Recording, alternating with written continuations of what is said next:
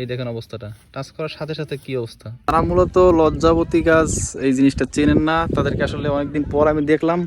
আর এটাই আপনাদেরকে আমি আসলে মূলত দেখাইতে চাচ্ছি যে লজ্জাবতী গাছটা কীরকম আর কেমন হয়, সেজন্য আমি ব্যাক ক্যামেরা আপনাদেরকে দেখাচ্ছি। এগুলো হচ্ছে যে লজ্জাবতী গাছ। আসলে দেখেন অবস্থা, টাচ করার সাথে সাথে কিন্তু সে বুঝে যাচ্ছে। আর যদি এর পাশে যদি আমি যাই, যদি নিঃশ্বাস নেই, তাতেও কিন্তু এরা আসলে বুঝে যায়। দেখেন অবস্থা, টাচ করার সাথে সাথে কিন্তু অবস্থা কি দেখেন। প্রত্যেকটা গাছ, গাছ বুড়ো হোক আর যাই হোক, এই দেখেন অবস্থাটা, টাচ করার সাথে সাথে কি অবস্থা। মেয়েদের, বর্তমান যুগের মেয়েদেরও এতটা লজ্জা নাই যতটা এই পাতাটার আছে। আসলে এদের কাছ থেকে শিক্ষা নেওয়া উচিত, কি বলেন। কি অবস্থা দেখেন, টাচ করার সাথে সাথেই এই যে সেম, যে কোনো পাতা যখন টাচ করতে যাই তখনই কিন্তু টাচ করার সাথে সাথে কিন্তু রেজাল্ট।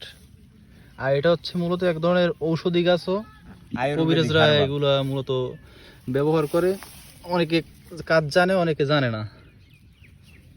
এই দেখেন অবস্থা, আসলে খুব ভালোই লাগলো আমার।